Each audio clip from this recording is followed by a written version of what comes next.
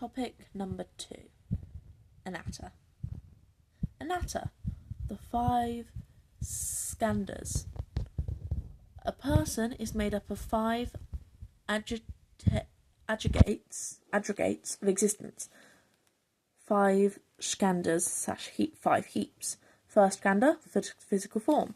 Second skandha, sensation, emotions and the 5 senses. Third skandha, perception, thought and reason. Fourth skandha, mental formations, habits, prejudices and predispositions. Fifth skandha, consciousness, basis that our experience of reality exists on. The self is no self. Skandhas are empty. They are not qualities you can possess. The doctrine of no self is called anatta. The sense of self is a byproduct of the skandhas. There are 2 views on this. The Theravada view is that anatta means an individual ego is a fetter/delusion. Once freed, the individual may enjoy the bliss of nirvana. Mahayana. All physical forms are devoid of intrinsic self. Shunyata. Emptiness. Everyone needs to be enlightened together, not just for compassion, but also because we aren't separate autonomous beings. For example, there's the chariot simile. King Milinda asked an enlightened monk about the nature of self and identity. The monk said there was no self, which confused the king. The monk asked him how he came to the monastery. The king replied, "By chariot." The monk responded, "But what is a chariot? Is it wheels, or axles, or the reins, or the frame, or the seat, or the draught pole? Is it a combination of those elements, or is it found outside those elements?" The 3 lakshanas. Dukkha. Suffering is everywhere. Means stress, pain, or frustration. Going on holiday is good, but it's tainted by the awareness that it'll end. This is dukkha. Anicca. Nothing lasts forever. The universe is constantly changing. Change can be seen as positive or negative. You can't be enlightened without understanding anicca. Nirvana is the only thing that's not subject to change. Anatta means no permanent soul/self. You doesn't exist. Hume says we can't observe a permanent state. Self. All we have is a bundle of perceptions held together by imagination. The Buddha's enlightenment. Under the Bodhi tree, the Buddha realised he was in constant change. There was no evidence for a soul like in Hinduism. Karma. Determined by volitional actions. Regret for wrongdoing affects karma results for the better. The seriousness of an action depends on intention. Your actions are like seeds that bear fruit. You're responsible for the fruit of your actions. If you want to know your past life, look into your present conditions. If you want to know your future life, look at your present actions. Actions that produce karmic results. Actions of body, actions of speech, actions of mind.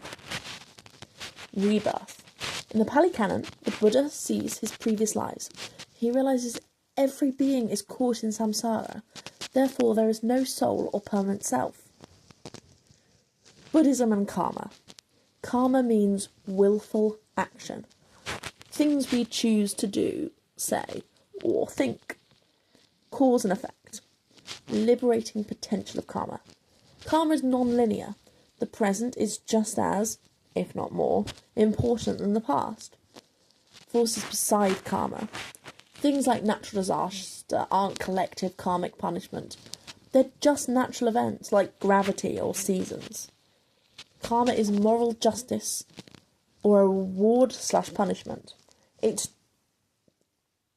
just cause and effect.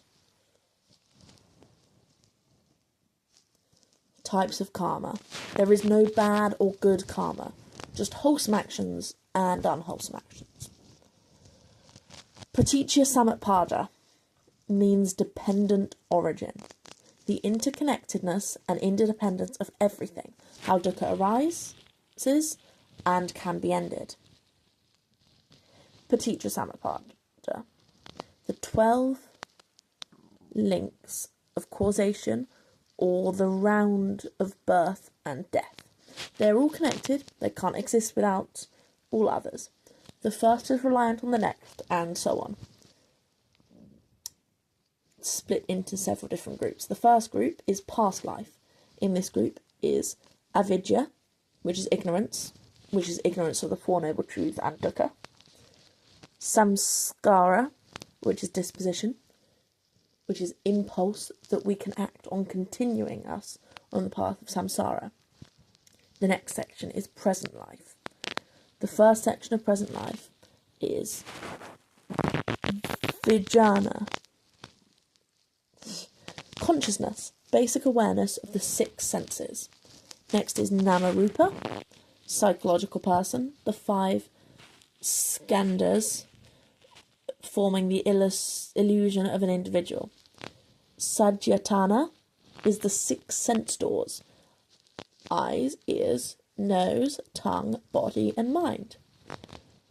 Sparsha, it means contact, which is contact between senses and the outer world. Vedana is sensation, feeling on a scale, unpleasant, neutral, pleasant, to different intensities. Trishna is craving, desire which is the desire that causes dukkha. Apandana,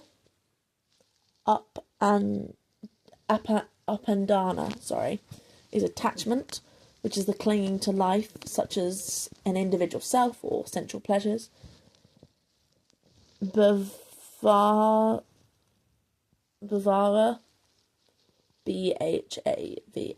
means becoming, the force that keeps us in the cycle of samsara. Jati is birth, which is an inevitable part of the wheel. And Jara Marana is old age and death. Breaking any point of this chain would mean ending samsara, which is the goal of Buddhism.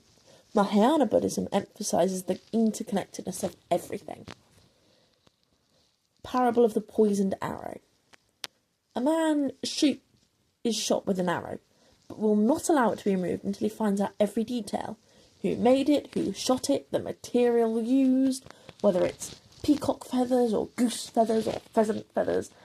And so the man dies, and he doesn't get any answers to the questions. Rebirth. No soul / ego that survives death, just a level of consciousness. It's not a pearl necklace on a string, but it's dice stacked on top of each other. Nagasena compares it to a candle lighting the way for guards. Does the flame become a different one because the watchman is different? No.